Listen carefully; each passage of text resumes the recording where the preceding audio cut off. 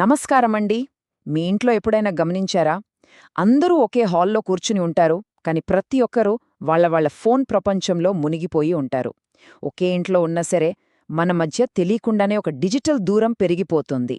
దాని గురించే అది మన ఫ్యామిలీ రిలేషన్స్పై ఎలాంటి ప్రభావం చూపుతుందో ఈరోజు మనం వివరంగా మాట్లాడుకోబోతున్నాం.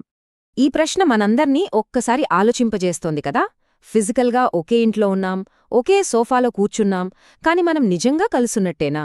లేకపోతే ఒకే చోట ఉంటున్నా ఎవరికి వారే అన్నట్టు బతికేస్తున్నామా? ఇదిప్పుడు చాలా కుటుంబాల్లో ఉన్న వాస్తవం. ఒకప్పుడు కుటుంబమంటే సాయంత్రం అయ్యేసరికి అందరూ కలిసి కూర్చొని కబుర్లు చెప్పుకోవడం, కలిసి భోజనం చేయడం, ఒకరి కళ్లలోకి చూసి మాట్లాడుకోవడం. ఆ రోజులే వేరు. కాని ఇప్పుడో సీన్ మొత్తం రివర్స్ అయిపోయింది. ప్రతి ఒక్కరూ వాళ్ల స్క్రీన్స్లో స్క్రోల్ చేసుకుంటూ, ఆన్లైన్లో ఎంతోమందితో కనెక్ట్ అవుతూ, పక్కనే ఉన్న సొంత వాళ్లతోనే డిస్కనెక్ట్ అయిపోతున్నారు. సరే, అసలు విషయంలోకి వస్తే ఈ సమస్య ఎంత లోతుగా ఉందో ఇప్పుడు చూద్దాం. ఒకే ఇల్లు, కాని అందులో ఒక్కొక్కరిది ఒక్కో ప్రపంచం. అదెలాగో చూద్దాం. ఈ సీన్ చాలా ఇళ్లల్లో కామన్ కదా.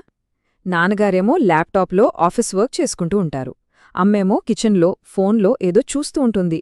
ఇక పిల్లల గురించి చెప్పక్కర్లేదు.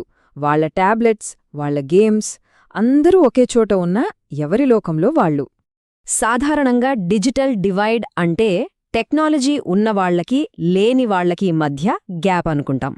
కాని ఇక్కడ మనం మాట్లాడుకుంటున్నది వేరు.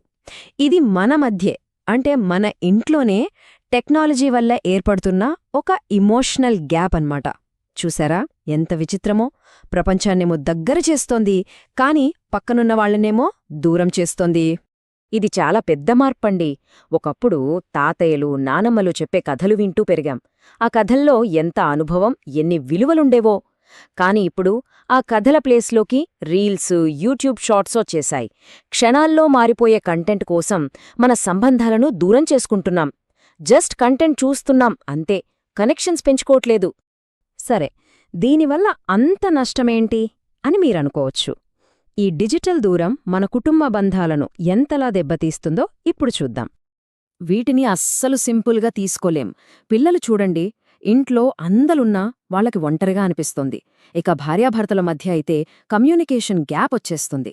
మన పెద్దవాళ్ల నుంచి మనం నేర్చుకున్న విలువలు మన పిల్లలకి ఎలా అందుతాయి? అందుకే చూడండి, ప్రతి చిన్న విషయానికి స్ట్రెస్, చిరాకు ఇవన్నీ మన జీవితంలో ఎక్కువైపోతున్నాయి. ఈ మాట ఎంత నిజమో కదా. గుంపులో ఉన్నా ఒంటరిగా ఫీలవడం అంటే ఇదే. ఒకే ఇంట్లో అందరి మధ్య ఉంటున్నాం, కాని మనలో ప్రతి ఒక్కరం మన ఫోన్ అనే ఒక ఒంటరి ద్వీపంలో బతికేస్తున్నాం. అయ్యో, పరిస్థితింత దారుణంగా ఉందా అని భయపడకండి. ఎందుకంటే ప్రతి సమస్యకు ఒక పరిష్కారం ఉంటుంది. ఆ మార్పు మన చేతుల్లోనే ఉంది. సరే, ఇక ఈ సమస్యల నుంచి సొల్యూషన్స్ వైపు వెళ్దాం. ఈ డిజిటల్ గ్యాప్ని తగ్గించడానికి ఏం చేయాలో చూద్దాం. ఇవేమీ పెద్ద కష్టమైన పనులు కాదండి, చాలా సింపుల్. మొదటిది, భోజనం చేసేటప్పుడు ఫోన్లు ముట్టుకోకూడదు. ఇది ఒక రూల్ లాంటిది. రెండవది, రోజుకి 1 గంట, జస్ట్ 1 అవర్ ఫోన్లు, టీవీలు పక్కన పెట్టి అందరూ కలిసి మాట్లాడుకోవాలి. మూడవది, వీకెండ్స్లో ఏదైనా ఇండోర్ గేమ్ ఆడటం లేదా సరదాగా బయటకు వెళ్లడం.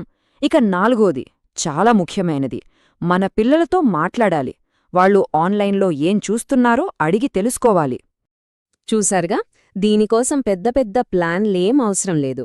మన కుటుంబంలో ఆ పాత ఆప్యాయతను తిరిగి తీసుకురావడానికి ఒక్క చిన్న మార్పుతో మొదలుపెడితే చాలు. అసలు మనం గుర్తుపెట్టుకోవాల్సిన విషయం ఒక్కటే. టెక్నాలజీ మన లైఫ్ని ఈజీ చేయడానికే కాని మన విలువైన బంధాలను బలి తీసుకోవడానికి కాదు. అది మన చేతిలో ఉన్న ఒక టూల్ మాత్రమే. దాన్ని ఎలా వాడుతున్నామన్నదే ముఖ్యం. మరింకెందుకు ఆలస్యం? ఈ మార్పును మన ఇంట్లోనే ఈ రోజే మొదలుపెడదాం. చెప్పండి, మీ ఇంట్లో మొదటి నో ఫోన్ అవర్ ఎప్పుడు స్టార్ట్ చేస్తున్నారు? ఈ విశ్లేషణను చూసినందుకు వేదవ్యాస అకాడమీ తరపున ధన్యవాదాలు. ఈ టాపిక్పై మీ అభిప్రాయాలు ఏంటో తప్పకుండా కామెంట్స్లో చెప్పండి. ఇలాంటి మరిన్ని అంశాల గురించి తెలుసుకోవడానికి మా ఛానల్కి సబ్స్క్రైబ్ చేసుకోండి. గుర్తుంచుకోండి, టెక్నాలజీని వాడుకుందాం, కానీ బంధాలను వదులుకో